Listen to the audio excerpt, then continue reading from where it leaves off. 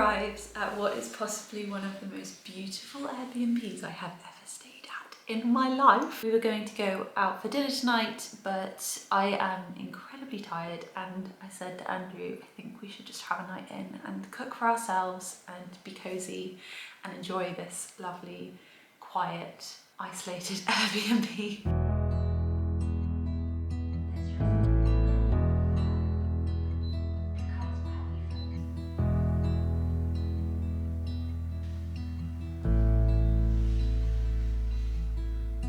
It is so quiet here.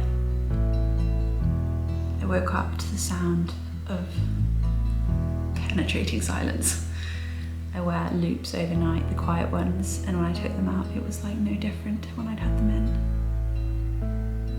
It's my idea of bliss. I had to remind myself of my advice from my previous vlog to myself about if you're tired, then rest, even if you're on holiday. Because beating myself up for not being able to just carry on and get going this morning. I was having the whole feeling sad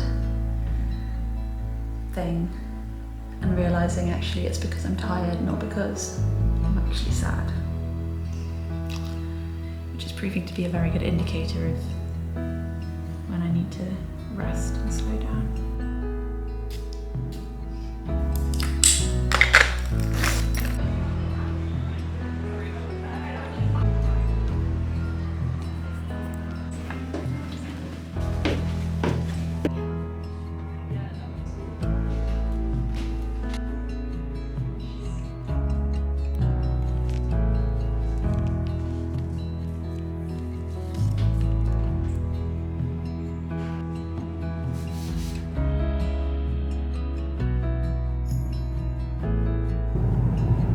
This is so cool.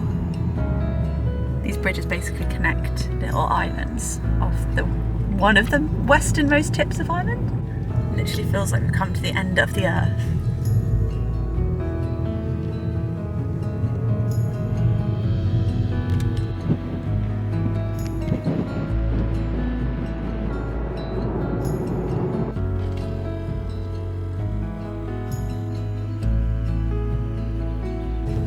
Whoa!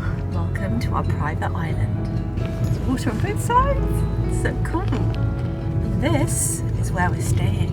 This is such a cute room. Got an electric blanket because it's still really cold. And you can see out the window to the Abbey. Just there. Hello, Abbey. We were talking about a conversation that we had earlier over lunch. We stopped at this little cafe and had chips and a little sandwich. I didn't speak throughout the whole thing. And I don't think Andrew really did either. Like, we just did not have a conversation. And after we left, I was like, Andrew, I'm very cognizant of the fact that I just didn't speak during that. And you didn't really speak to me. And like, now I'm panicking that that's like in some way a bad thing. The classic sort of people pleaser came out of me. And I was like, do you still love me? Is this okay? Like, do I need to push through the tiredness when I don't really want to speak and like create conversation? And we talked about like what it means for me to not want to talk, and like how I need to respect that. And it was very interesting because Andrew obviously was like very reassuring, but then also shared a couple of words of wisdom that were like classic Andrew words of wisdom. Yeah, I think what I was saying is there was no rules, there's no obligation in our relationship, there's no right or wrong way to do things. It's an opportunity for Charlie to be comfortable in who she is and what she's doing with people who she loves and who love her back, and who it's a kind of safe space to just do what you need to do. I also am getting better at recognising when you need to be quiet. Yeah. It was very noisy in the cafe, and there was kids playing on their phones and music, and it was just quite intense for Charlie. That's such a good point. I feel like you saw that way before I even realised. You clocked all the things in the room that were making me uncomfortable and making me feel like I couldn't engage in a conversation at the same time. I think I got my like fidget thing out, didn't I? You did, yeah. And that was we But yeah, when we drove away and I expressed all this to Andrew, I was like, oh my gosh, you noticed all this stuff? Wow, yeah. You knew.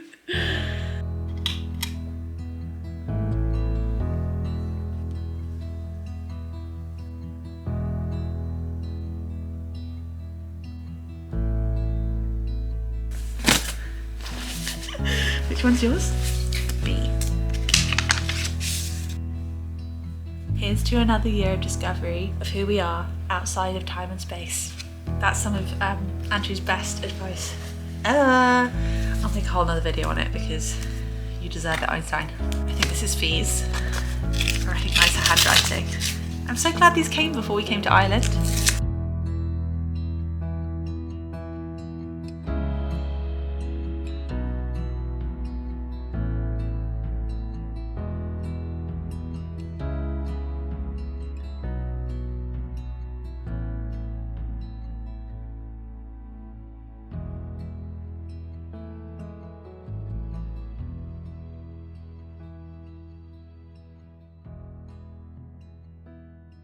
I've got to be honest with you guys, and it really pains me to talk about this stuff so frequently on this channel because I think I'm still not comfortable with not being okay. But I'm just still really struggling with my diagnosis and how my life has completely changed, and how my understanding of myself has completely changed, and how I don't really understand how to look after myself yet.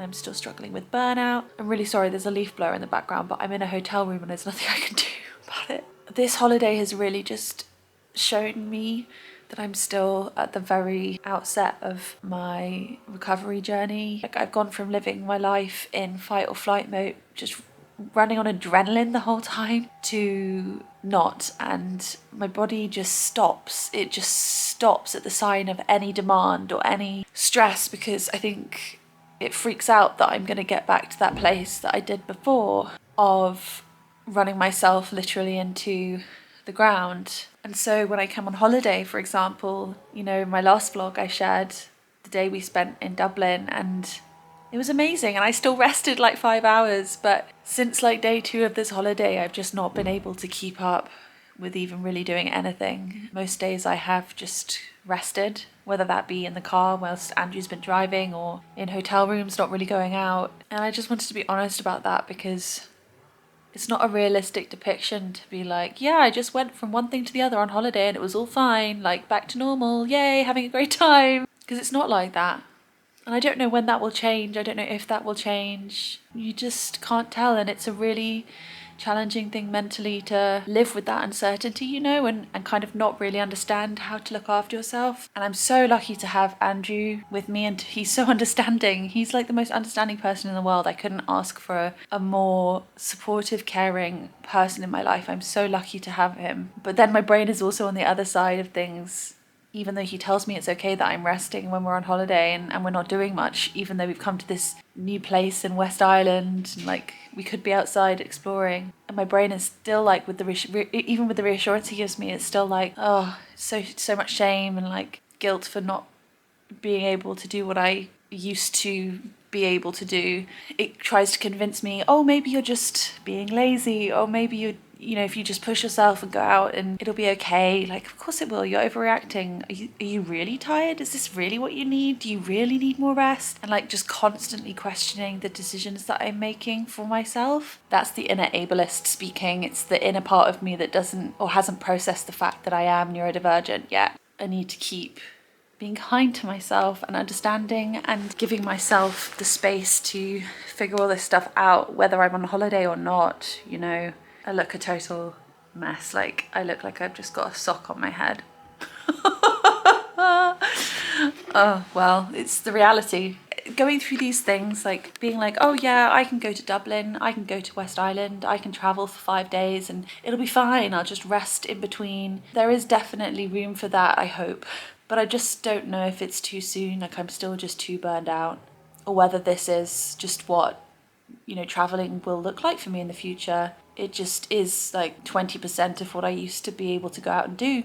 And not knowing the answers to those kind of questions also annoys me. Like, I just want to know. It feels like an open-ended recovery process, which is not helpful for an autistic person who likes to know timescales and plans. I'm so grateful to have been here for my birthday and to have seen Chloe last night. To see Chloe last night was absolutely incredible. Like, she is so inspiring. So right after I finished the last clip, we had to leave the hotel, which is really bad timing. We have now got 8 hours until our flight. and I'm just repeatedly having meltdowns in the car. So I can't go into coffee shops or anything to get food. So Andrew's very kindly doing that and bringing it back to the car. We've had to cancel plans to see some of his friends this afternoon. I just feel so guilty about that, but I know that it's not my fault. Andrew is being a saint about it. But it's just really hard having meltdowns in places that are public. I spent 30 years suppressing my meltdowns in public and making sure they only happen in the privacy of my own company, and now I literally can't do that anymore. I can't suppress them, especially if I've got a safe person around me like Andrew. I think it's healthier at this point not to suppress them anyway, but I don't know. I don't really know what I'm saying. But anyway, I kind of just want to tell you how I'm feeling about the fact this is all happening on holiday, and I think we've had a huge learning lesson here, Andrew and I. I've just been watching back my vlog from Dublin, and there's a scene in it in which I say, I used to push myself so hard on holidays and try to get fit loads in, and I'm not doing that anymore. I'm resting as much as I need to, yada yada yada. Actually, I've realised I'm still pushing myself too much, and I'm still trying to pack too much in, and it's almost like my process of booking holidays and things hasn't really caught up with my reality yet, and the understanding that I can't do nearly as much as I used to. So even though we've built in loads of rest, we've just moved around way too much. We've done too many things that involve lots of people around me and loud noises and new places, and I want to be able to do that stuff, but I can't. And this is the result of that, Since day 2 of this holiday, I've been having meltdowns every day. And today it's bad. I've basically had one long meltdown for the last 4 hours. And I've got to travel this evening. And it's just it's not worth it. So it's definitely been a learning curve. And I think Andrew and I have concluded that we're going to need to think carefully about our holidays going forwards and maybe do things differently. I don't know what that will look like, but this has definitely been too much, unfortunately. And I think it also kind of shows that I'm more burned out than I thought I was. I thought that I was recovering from burnout. It's been 6 months now since I realised I was autistic and kind of really fell into a deep burnout, but I was probably burned out for many years before that, and I just didn't understand that that's what was happening. And so there's no way that actually in 6 months I can have completely recovered from all of that. I've also realised I need to continue to go easy on myself at home and pare back social obligations and have a lot of rest. Anyway, thank you for listening.